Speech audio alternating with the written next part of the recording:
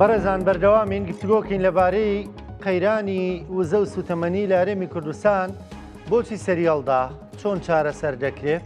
هۆکارەکان چین گفتوگوێن پرس و باس بابەتاکەین بە میوانداری زۆر بەڕێز دکتۆر بێسم سەنگاوی شارەزا و پسپۆر لە بواری وزە دکتۆر سڵاو لەبێ زۆر سپاس زۆر بەخێر بەی سەر چاو بەخێراتی دکتۆر ئەم قەیرانی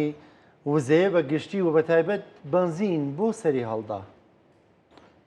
چەند ڕۆژێکە قەیرانی بنزین بە تایبەتی هەیە و لەبەرەوەی وەرزی هاوینە زیاتر لە بنزینە چڕبۆتەوە قەیرانەکە ئەجینا سەرجەم جۆرەکانی تری بەرهەمە سوتەمەنیەکان قەیرانیان تیا دروست بووەوە بەردەوام ئەم قەیرانە لە کوردستانە هەیە بەداخەوە زۆربەی هەرە زۆری قەیرانەکان لە کوردستانە چارەسەر ناکرێن بە پێچەوانەوە قەیرانەکان وەکو قەبارە گەورەتر ئەبن زۆر قسە کراوە لەسەر ئەوەی کە بۆچی ئەم قەیرانە دروست بووە ئێمە دەبێت بۆ دروستبوونی ئەم قەیرانە و حتا بۆ پێشنیاریش بۆ چارەسەرکردنی ئەم قەیرانانە داتا قسە بکات و دەبێت ئەمە بە شێوازێکی زانستی و شێوازێکی ئەکادیمی لە نەتیجەی توێژینەوەی زانستیەوە کێشەکە دیاری بکرێت کە کێشەکە وجودی هەیە و دیاری بکرێت هۆکارەکەی دیاری بکرێت دواتر ڕێگە چارەکان پێشنیار بکرێت چەند ڕاستپاردەیەک هەبێ بۆ ئەوەی ئەم کێشانە چارەسەر ببن بۆ ماوەیەکی دوور و درێژ دروستبوونی قەیرانی سوتەمەنی لە کوردستانە بە تایبەتی بنزین بەشێکی پەیوەندی بە ڕێژەی بنزینی هەبوو هەیە بەشێکی تری پەیوەندی بە ژماری ئۆتۆمبیلەوە هەیە بەشێکی تری پەیوەندی بە زۆربوونی ژماری ئۆتۆمبیلەوە هەیە بە بەردەوامی لە ساڵی 2023 تا 25 زیادبوونی هاوردەکردنی ئۆتۆمبیل بۆ کوردستان لە 162 زیادی کردووە لە ساڵی 2023 نزیکەی 121,000 ئۆتۆمبیل هاوردە کراوە لە دەرەوە بۆ کوردستان لە 2025 ئەم ڕقەمە زیادەکە بۆ 183,000 ئۆتۆمبیل واتە ئەمە بەشێکی کێشەکە زۆربوونی ژمارە ئۆتۆمبیلە بەشێکی تری کێشەی سوتەمەنی لە کوردستانە ئەوەیە ئیعتیمادی بازاڕی کوردستان ئیعتیمادی لەسەر بازاڕی ئازادە بە پێچەوانەی عێراقەوە واتە لە عێراقا حکوومەت خۆی بنزین دابین ئەکا کۆنتڕۆڵی وزەی بەڵێ ڕۆژانە نزیکەی ملیۆنێک بەرمیل نەوتی خاو لە عێراقا مەسفا حکوومەکان ئەی پاڵێون و ئەی خەنە بنزینخانەکانەوە بە 450 دینار ئەفرۆشرێ لە کوردستانە ئەمە نییە یاخود ئەگەر هەیە تەنها 50,000 بەرمیل نەوتی خاوە کە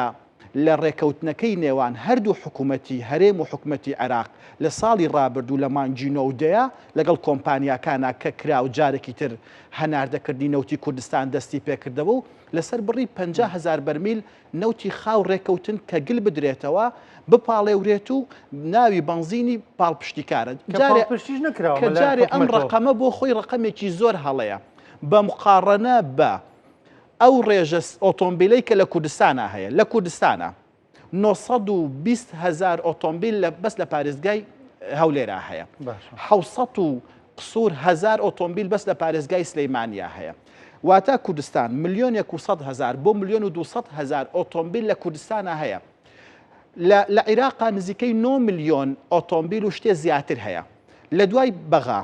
هەولێر دووەمە زۆرترین ئۆتۆمبیلیتیایە سلەیمانی سێمە زۆرترین ئۆتۆمبیلیتیایە واتە 50,000 بەرمیل نەوت بە مقارنە بە 2 ملیۆن ئۆتۆمبیل ئەمە دوو ڕقەمن بە یەکەوە یەک ناگرنەوە ئەبەدەن واتە لە ئەساسەوە دیاریکردنی 50,000 بەرمیل نەوت ڕقەمێکی هەڵە بووە بۆ چیش کەمەیانی ڕقەمێکی هەڵە تێرە مێسە داوای کاڵە ژمارەکە کەمە ئەبێ بکرێ بە 120,000 لانی کەم ئەم داوای حکومە تێرێم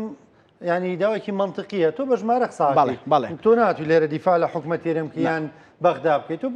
ئەکادمی تو بە ژمارە قساکەی ئەم داوای حکومە تێرێمی کوردستان ڕەوایە من پێم وایە ڕەوایە لەسەر بەڵگەی مقارنەکردنی پێداویستەکان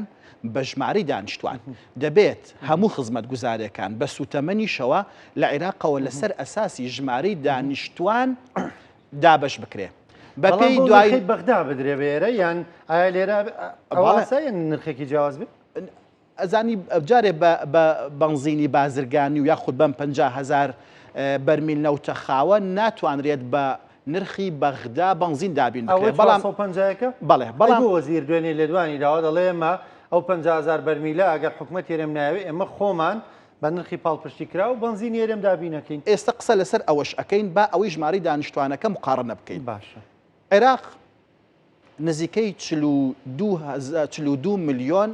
دانیشتوانی هەیە بە پێی دواسەرژمێری باشە شتێک زیاتریش شتێ زیاتریشە 46 و شتێک بەڵە 46 و شتێک نزیکەی 6 میلیۆن و وابزانم 500,000 ڕقمێکی ئاوهایە هەرێمی کوردستانە واتە بەو ڕێژەیە نزیکەی 114 کۆی ژمارەی دانیشتوانی عێراق لە هەرێمی کوردستانە بێ لەو هاڵاتی عەرەبانی کە لێرەش نیشت. بەڵێ لەو ملیۆن بەرمیلە ئەگەر ئێمە منطقیانە قسە بکەین و بەپێی داتا قسە بکەین ئەبێت نزیکەی 140,000 بەرمیل نەوت بدرێ بە هەرێمی کوردستان و بپاڵێورێ و ئەو کاتش بە 450,000 دینارەکە بفرۆشرێ. بەڵام 450 دینار. من قسەی ڕاوێژکارێکی ئابووری حکوومەتی هەرێمی کوردستانت بۆ ئەهێنمەوە کە لە ساڵی ڕابردووە باسی کردووە ئەڵێ بەرمیلێک نەوتی خاو کە ئەی پاڵێوین نزیکەی 13 دۆلار و 11 سنت ئەکەوێت. هەر ئەم بەرمیلە نەوتە لە پاڵاوگەکانی عێراقا نزیکەی 5 دۆلار لەسەر حکوومەت ئەکەوێ. 5 دۆلارەکە منطقیتر و نزیکترە لە ستانداردە عالەمیەکان بۆ دڵۆپاندنی بەرمیلێک نەوت. بۆیە تۆ جیاوازی ڕقم زۆرە لە نێوان هەرێم و بەغایە چونکە نیەتی ڕێکەوتن نییە. نیەتێک نییە کە هەردوو لە بیانەوێت کە چوونە سەر مێزی گفتوگۆ تایە بگەن بە نەتیجەیەک. ئەجینا بابەتی کێشەی بنزین بابەتێکە قابلی چارەسەرە. من بە ئێستەشەوە لەو ڕۆژێکی قەیرانەکە دروست بووە ڕائێکم هەیە و هەتا ئێستش سوورم لەسەری کێشەی بنزین لە هەرێمی کوردستانە کێشەیەکی دروستکراوە لە واقعا کێشەکە وجودی نییە. بەغدا بۆ دروستکردنیە خۆمان دروستمان کردووە. خۆمان سەبەبی دروستی کردووە. خۆمان سەبەبی دروستکردنەکەین لەوەی کە خۆمان مەبەست لە حکوومەتی کۆمپانیاکان. حکوومەتی هەرێمی کوردستان سەبەبە لەبەر ئەوەی چاوپۆشی لە کۆمپانیاکان کردووە. کۆمپانیان ناتوانێت تەجاوز بکات ئەگەر دەسەڵاتێک سێبەر نەبێت بە دیارێەوە. خەلەلەکە لە ئەساسەوە چییە؟ لە ئەساسەوە ئەوەیە کە هەرێمی کوردستان یاعتیمادی لەسەر بنزینی بازرگانی بووە. ئەگەر هەرێمی کوردستان ئەیەوێ نرخی بنزین هەرزان ببێت و ئەگەر عێراقش ئەیەوێ نرخی بنزین هەرزان ببێ دەبێ لە یاعتیمادکردن لەسەر بازرگانی بگوازرێتەوە بۆ ئاعتیمادکردن لەسەر پاڵپشتیکردنی حکوومەت. حتا من حکوومەت خۆی بەم کاراستێ. ئوستازگیان لە هەموو دنیاە و لە دەوڵەتانی کەنداویش بە نمونە کە لە چواردەوری ئێمن ئێستا مۆدێلی ئەوەیە زۆربەی هەرە زۆری نەوتە خاوەکەت هەر وڵاتێکە نەوتی خاوی هەیە مەسەڵەن قەتەر هەیەی بەحرین هەیەی ئیمارات هەیەی کوێیت هەیەی وڵاتێکی وەکو بەحرین کە وڵاتێکی بچووکە 190,000 بەرمیل نەوت ڕۆژانە بەرهەم ئەهێنێ نزیکەی ڕقمێک نزیک ئەو ڕقەمە دووبارە ئەکرێتەوە ئەیکا بەرهەمەکانی سوتەمەنی و اینجا ئینێتە دەرەوە. عێراقیش و هەرێمی کوردستانیش بۆ ئەوەی بەشێ لە قەیرانە دارایەکانیان چارەسەر بکەن ئەبێ میتۆدی فرۆشتنی نەوتی خاو بەڕەهایی بگۆڕن. واتە عێراق ئەتوانێت 4 میلیۆن و 500,000 بەرمیل نەوت لە حاڵەتی تەبیعیە بەرهەم بهێنێ 3 میلیۆن و 500,000 بەرمیل نەوتی هەناردە ئەکا. ئەم ڕقەمە کەم کاتەوە بۆ نمونە بۆ 2 میلیۆن بەرمیل نەوت باشە میلیۆن و نیوەکەی تری بیکە بە بەرهەمەکانی سوتەمەنی دواتر ئەمە بفرۆشێت. ئەمە قازانجی زیاترە هەلیکاری زیاتر دروست ئەکات حرەکەی پارە لە ناوخۆیان زیاتر دروست ئەکا. بەڵام ئەم قسەیە بۆ هەرێمی کوردستانیش ڕاست. پاڵەوگەی پێویستی هەیە خۆتان ئێمە بەنزینەکەی وانیش پاڵەوگەکانی ئێمە قەیوان و کار و لانازۆمانە بۆیان دابین دەکەن. ئوستازی بەڕێز پاڵاوەکانی کوردستان ئەتوانن نزیکەی 350,000 بۆ 400,000 بەر ئەمە بەس پاڵاوگە یاسایەکانیش نایاسایەکان ناڵێم واتە کار و کەڵک و قەیوان و فۆکس و باشە لاناز و 5 پاڵاوگەی سەرەکی کە یاساین و ئیجازەیان هەیە لە حکوومەتەوە بەڵێ ئەتوانن 350,000 بەرمیل نەوتی خاو بپاڵێون.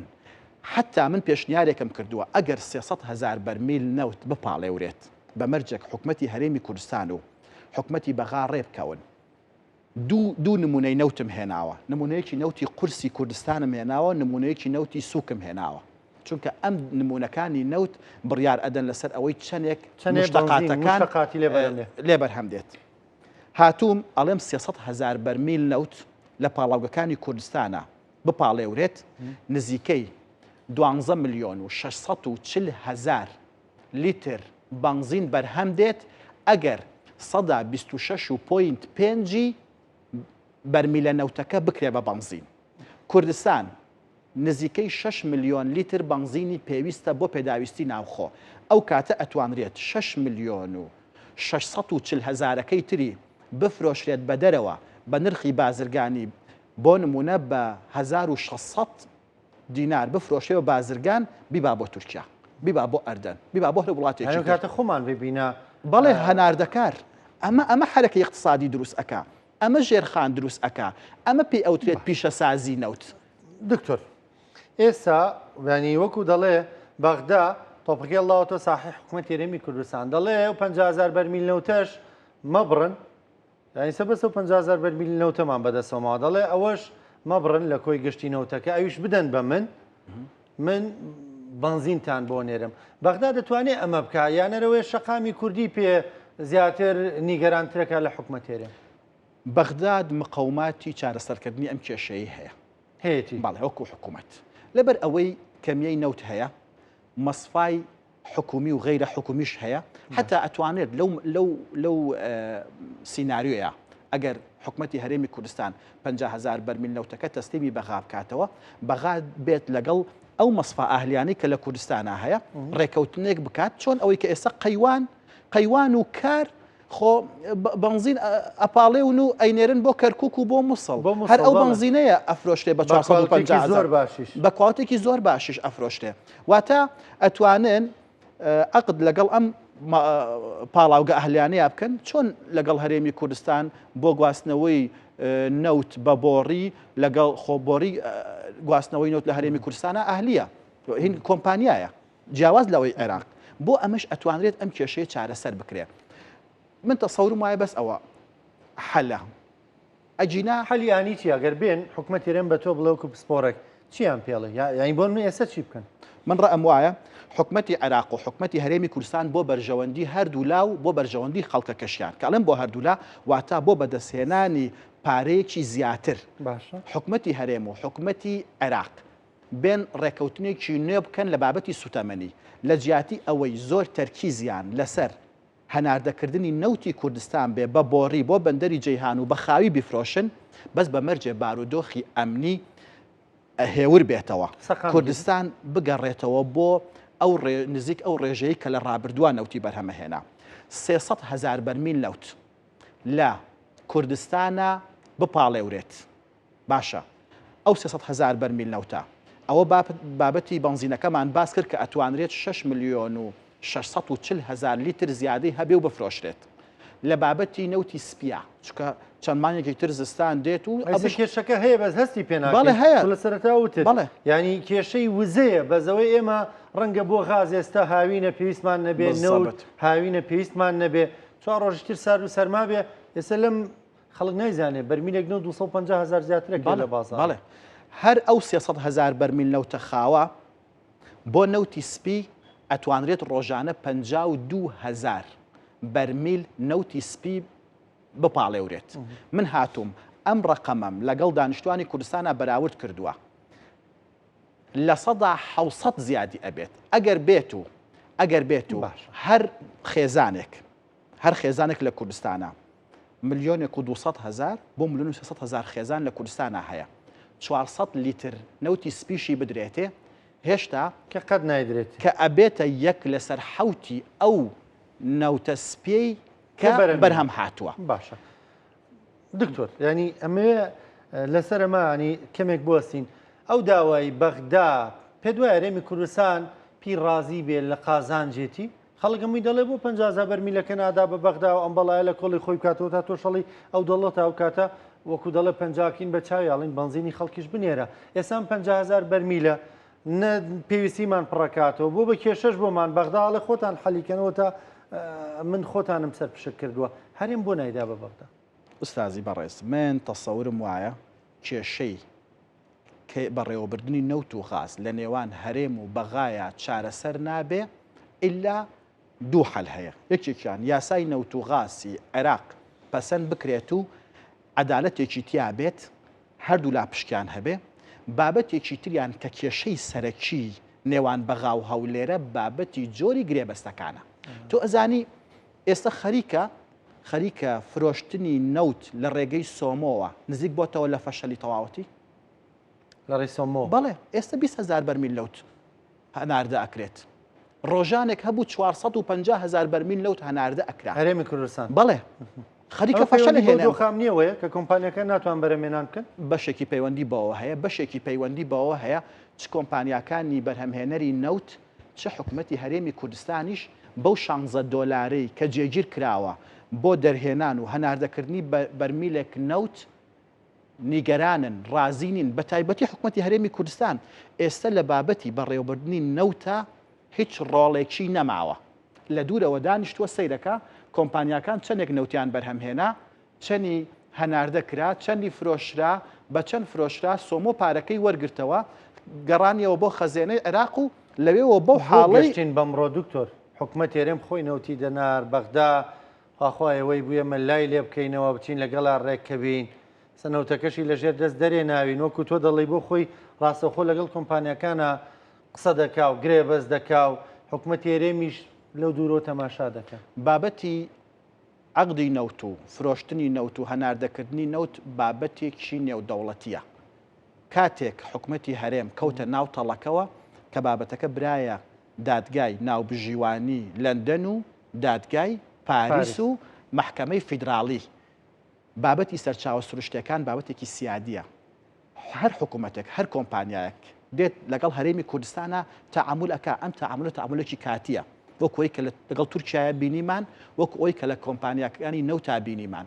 لە کۆتاییە ئەوان بڕگەیەکی یاسایی تەڵەیەکی یاسایی ئەدۆزنەوە و حکوومەتی هەرێمی کوردستانی پێکە لە بچە ئەکەن و ناچاری ئەکەن ڕازیش بێ باشە ئەگەر هەرێمی کوردستان نەتوانێت نەوتەکەی بنێرێتە دەرەوە بە هەر نەوت بەرهەم بهێنێ ئەوەتانێ حکوومەتی تورکیا و حکوومەتی عێراق ڕێکەوتنیەکی نوێیان کردووە بۆ ساڵێکی تر بۆ هەناردەکردنی نەوت لە ڕێگەی جەیهانەوە بۆیە تورکیا دکتۆر ڕەنگە ئێستا وڵاتێک بڵێ ئەوەی جیهان ینی کە 1 میلیۆن بەرمیل نەوت دەنێرێ ئەو ژەر بەزەرەی کوردستان دەشکێتەوە گەربینی رێشتە نەیناردووە ناشتوانن بینێ ڕەنگە ناتوانێت بینێ لە مەرحەلەیانە دوێنێ وەزیری نەوتی عێراق خۆی ئەڵێ ناتوانین 700,000 بەرمیل نەوتیش بنێرین لە کەرکووک ئێستا ڕەنگە هەوڵاتیەک بپرسێ بڵێ کاکە حکوومەت هێرێم ئەم نەوتی بەرەمێنی ئەگەر ناتوانێت بینێریتە دەرەوە بۆ لە نێو خۆدا نایفرۆشتەوە بە هەوڵاتیەکانی خۆ بە ساری بۆرسەی جیهانیش زیاتر خەڵک لێو وەرەگرێ ناشتوانێت بیفرۆشێتەوە چکە ڕقەمەکە تۆ سەیری ئێستا مەکە 20,000 بەرمیلە ئەی 200,000 بەرمیل بەچی ئەفرۆشرێتەوە هەر ئەبێ خۆ دکتۆر هەر لە ناو خۆیان گرانتر بووە میشە لە ساری بۆرسی عالەمی یعنی نەوت بە 70 دلار بوو بێت لە بازارەکان هێرێمی کوردستانە بەرمیلێکی بە 130,000 و 40,000 و 200,000 و بەڵێ هەر نرخی سوتەمەنی چییە؟ گرانی شەوق ئەزانی کێشەی سەرەکی بریتە لە بەڕێوەبردننی ئەم سەرچاوە سروشتیانە ئەوشی کە کێشەکەی زۆر زەق کردوێتەوە و کە نایەڵێ حەل ببێ ئەوەیە کوردەواری خۆمان ئەڵێ عێراق لە دۆڵێک و هەرێم لە دۆڵێک ئەبێ ئەم دوو حکوومەتە کۆمپانیەکان یارێ حکوومەتی هەرێمی کوردستان حکوومەتی هەرێمی کوردستان ئێمە ئەزانین ئەگەر حکوومەت بێوێت کۆنتترۆلی بکات بازرگانەکان لەژێر سەیتەری حکوومەتان بەڵام ئەم بازرگانە سێبەرێکی هەیە ئەم سێبەرە دەسەڵاتی لە وەزارەتی سامانە سروشتەکانیش گەورەترە حتا دەسەڵاتی وەکو ناوەکە لە حکوومەتی هەرێمی کوردستانیش گەورەترە ئەم قسەیە دکتۆر با بەڵگێکی بۆ بێنینەوە بەڕێز مەسروور بارزانی سەرگۆزیرانی هەرێمی کوردستان نییە بەڵێ دوو هەفتە لەمەوبەر کۆنگرێکی ڕۆژنامەوانی نەکرد بڕیاری نەدا کە بەنزینی پاڵپشتی کراو ئەوەی نۆرماڵی حکومی بە 800 دینار بدرێ بە وڵاتی ئێستا بەنزین لە هەولێرە دوو قاتی ئەو قسەی کاک مەسروورە کە سەرۆکوەزیرانە ئێم قسەی ڕێک ئەوەیە کەواتە ئەم هێزە کێیە کە دەسەڵاتی زۆر لە ئەو زیاترە یانەوەیە کە ئەوە ناگەدارن و ینی ئەبێ شتێک هەبێ ئەم هێزە چەند شخصێکە لە سەرتاپای کوردستانە چەند شخصێکە ئەم شخصانە حکوومەتیش ئاڕاستە ئەکەن حیزبیش ئاڕاستە ئەکەن ئەوەیە یعنی بابەتی چون ئەزانی لەبەر خۆقسانی ئێمە هەمی و تۆ هەموو ئێمە لە دڵسۆزیە بە ڕێزکاک مەسرور یعنی تۆ سەرک وەزیرانی بڕیارێدا بنزین ببێ بە 800 دینار ئێستا بە 1600 دینارە نرخی لیترێک نۆرمال زیاتری شەکە دڵنیام لە چەند ڕۆژی ئایندەدا زیاتری شەکە و نرخە ئەگەر حکوومەتی عراقی نێتە پێشەوە هەر ئەم قسەیە ینی ئەبێ پێشتر دراسی بکەیت کە بڵێ ئەبێ بەوەنە کە ئەزانی نابێ بە قسەد ناکرێ ینی فەوزا دروست دەکات بەڵێ بازاڕی کوردستان نەک هەر لە بابەتی سوتەمەنیە لە هەموو بابەتێکە لە ناو فەوزایەکی گەورەیە لەبەر ئەوەی جێگیرکردنی پایەکانی حکومڕانی لە کوردستانە یعنی لە جیاتی ئەوەی بەرەو پێش بچێ پاشەکشەیەکی گەورەی کردووە تاکە لە سلەیمانیش و لە هەولێریش و لە هەموو کوردستانە حیزب قەرار ئەدات لە ناو حیزبی شەخصە قەرار ئەدات حتا ڕەنگە بەشێک لە دروستبوونی کێشەکان بۆ مەزاجی دوو شەخص بگەڕێتەوە باشانی خەڵک باجی میزاجی باڵێ دوو کەسەدا خەڵک باجی باڵێ میزاجی شخص ئەدا ڕەنگە بەشێک لەم مەزاجانش هەر وەکو خولیایەک بێ یعنی ناکرێتەوە ئوستازگیان لە 2012 و 13ەوە وڵی ئینسان دڵی ژانەکە بۆ زۆر ئەو خەڵکە بە چەند سعا لەسەرەی 20 لیتر 30 لیتر بنزینە دەوەزێ بەریشی ناکەوێ خەڵکێکی دیکە پێی دەوڵەمەند دەبێ خەڵکێکی دیکە چێژی لێ وەرەگرێ لەو بە ملیۆنەها دۆلار اینجا خەڵک چاواشە ئەکرێ خەڵک ئەیانەوێ خەڵک لە واقع دوور بکەوێتەوە با بە حکومڕانی ئاوها ناکرێ لە 2012 و 2013ەوە بەردەوام هەر لە هەرێمی کوردستانە ئێمە دەستکەوت لە دەست ئەدەین سەبەبی سەرەکیشی ناتەبایی نێوماڵی کوردیە بە تایبەتی هەردوو حیزبی دەسەڵاتدار ئەوەندەی مەشغوڵن بە شکاندنی یەکتری ئەوەندەی مەشغوڵن بەوەی کە چۆن فەشەل بە یەکتری بهێنن ئاگەیان لە هیچ شتێکی تر نەماوە لە هیچ سراعێکی تر نەماوە سپاسەکەم دکتۆر ئێمە بەڵێنەوە باسی غازیش بکەین دەرفەتەکە نەماوە خینە بەرنمەیەکی دیکە مۆزوع بەڕاستی مۆزوعی ڕۆژ و مۆزوعی خەڵکە ینی داتاکانی تۆش گرنگ بوو سپاسەکەم سپاس بۆ بەشداریکردن خێرات سەرچاو خۆشەویستان